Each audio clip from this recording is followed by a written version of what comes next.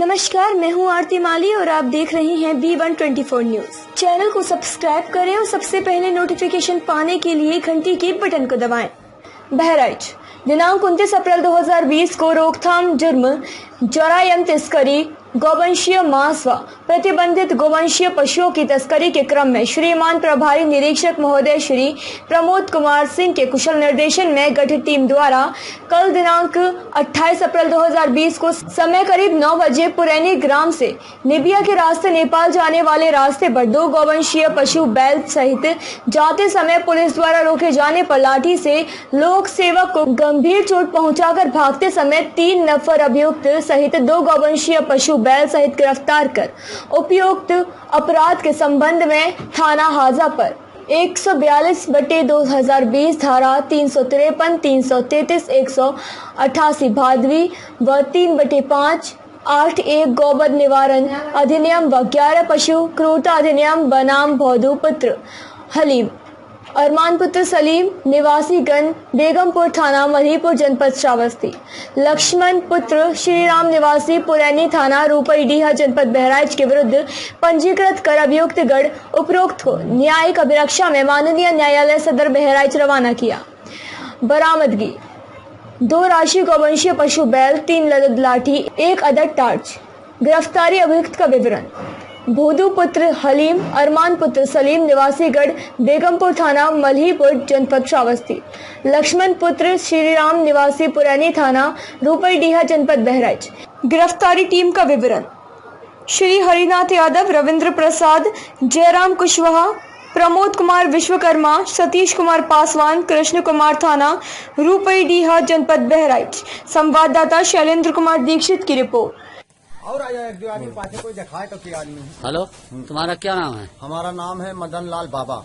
हाँ, बताइए क्या हुआ गौशाला पर, कैसे हुआ, कहाँ शिकायत की हो कि नहीं करे, कैसे पकड़े गए, पस को पकड़ा, कैसे शिकायत हम 1076 पर भी 3 महीना से बराबर कंटिन्यू हम वहाँ संपर्क में बने रहते हैं। अच्छा। उन लोगों के पास जब फोन करता हूँ तब वो लोग डॉक्टर के पास फोन कर देते हैं, तब डॉक्टर हमको धमकी देते हैं। हाँ। और एक बार कागज पर जो है डॉक्टर लोगों ने सिपाही ला करके हमसे दस्तखत करवा लिया, पहले नहीं किया हमने। हाँ। कहा तुम बाबा चिट्ठी बार बार क्यों डालते हो? हाँ। तो हमने कहा कि डीएम साहब जब आए थे तो हमको संरक्षक वहाँ के बना गए थे, गौरक्षक। हाँ, हाँ। मतलब गौसेवक। हाँ, हाँ। और प्रधान को बनाया गया था जो है अध्यक्ष, और हमको बनाया गया था उपाध्यक्ष। हाँ। तो हम उस पद के हिसाब से वहाँ जब बोलने लगे, हाँ। तब उनके भाई जो है प्रधान जी के भाई बलराज हाँ। ने हमको, उनका एक लड़का जवान था और वो थे। हाँ। और 2-4 लोग जमोक के भी थे, वहाँ काम भी करते थे।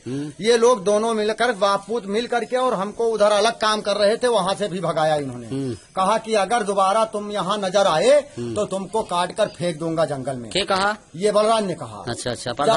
जब हम फिर आए प्रधान जी से कहे तो कहे चलो वहीं मैं आ रहा हूँ। हाँ। तो जब वहाँ प्रधान जी गए, हाँ। तो सब लोग मिल करके, हाँ। वो लक्ष्मण, एक वहाँ पुरैनी का लक्ष्मण है, हाँ। चमार, हाँ।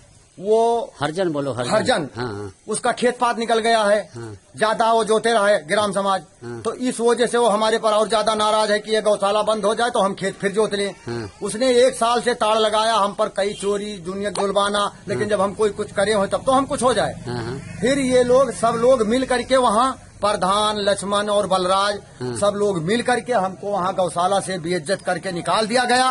और कहा गया कि तुम यहाँ के कुछ नहीं हो, और दोबारा अगर यहाँ नजर आए तो तुमको जंगल में बंधवा करके और तुम्हारी कटाई करेंगे, बलराज ने बताया।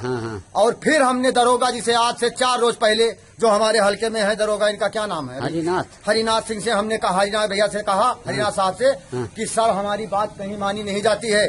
तो कहीं ठीक है, अब हम बहुत जल्दी तुम्हारा काम कर देंगे बाबा जी, तुम टेंशन मत करो। तो आज तीसरा दिन दरोगा जी से आपने बताया कि गौशाला पर, गौशाला से तो चोरी हो रहा है, पशु बिक रहे हैं? हाँ, बताया हमने, दरोगा जी से बताया और एक संतोष सिपाही रहते हैं उनसे भी बताया। अच्छा, ये बताओ कितनी कोई बिक चुकी होंगी? बीडीओ से बताया, सेक्रेटरी से बताया, यहाँ का जो बड़ा डॉक्टर है उससे बताया। अरे कम से कम नहीं ज्यादा तो बिक गए, कम से कम 200-250 जानवर बिक गए। और ये सब कहाँ जाते हैं? नेपाल जाते हैं, इसी जंगल के रास्ते हो करके। और ये मदेशी लोग उधर ले जाते हैं, अपन नेपाल में बेचते हैं। जब हम बात किया तब उधर नेपाल वालों से इन लोगों ने बताया, तब उन लोगों बदमाश बनकर रात में आए, हमको एक बार धमकी भी दिए कि बाबा तुमको यहाँ रहने नहीं देंगे। तब हम कुछ दिन पेड़ पर लेटे हाँ। किसी टीन पर लेटते थे, किसी पेड़ पर लेटते थे। हमको रात में कोई नहीं जान सकता था कि मैं कहाँ लेटा हूँ, क्योंकि जब वो कह दिए, जब वहाँ से नेपाली आदमी आकर के हमारे पर आक्रमण किए कि तुम ऐसा क्यों बोलते हो, तो हम कहा हम ऐसा बोलते हैं, यहाँ के हमको डीएम साहब जो है ऊपर अध्यक्ष बनाकर गए हैं, उस पद पर बोल रहे हैं। और इन लोगों ने फिर जो है आज के 8-10 दिन पहले हमको वहाँ से बहुत बेइज्जत करके भगाया गया। वीडियो सेक्रेटरी से हमने बताया, सब लोगों से, प्रधान से बताया, तो इन्होंने कहा कि प्रधान का इसमें भूमिका है बेचवाने में। बिल्कुल है। जब हमने उनसे बताया, 2-3 बार बताया, तब हमको हम ही को दावा गया। और शुरुआत में कितनी गौ थी? शुरुआत में जब आप वहाँ पहुँचे तो शुरुआत में कितनी गाय थी? शुरुआत में जब हम पहले से एक ठौरी किए तो एक दिन थी 30 गाय, और इसके बाद में 3 महीना बाद जब डीएम साहब पहुँचे तब वहाँ 620 गाय, तब वहाँ 400 गाय रजिस्टर पर लिखा गया।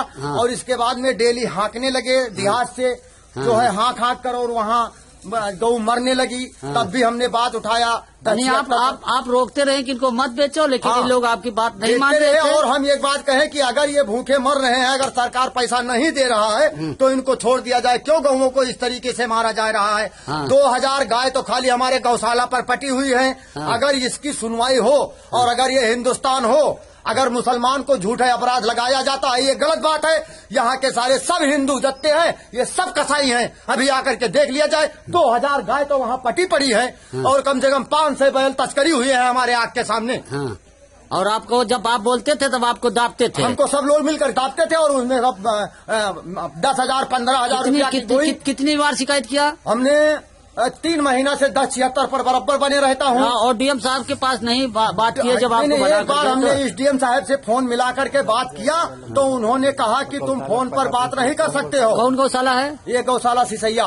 अच्छा, गौशाला सिसैया, भरवरिया पर। हाँ, भरिया पर गौशाला है। और हमारे जिले में जिस दिन डीएम साहब आए थे उस दिन बताया गौशाला। आज कैसे क्या हुआ? अब आज हम यहाँ चौराहे पर खड़े हैं, वहाँ तो जाते नहीं थे 8-10 दिन से। हमको शंका था कि ये लोग मारेंगे। जब इधर से जीप में बैठा करके लक्ष्मण को लेकर चले, तो हमको कुछ शंका हुआ, तो हम इसकी जानकारी लेने लगे।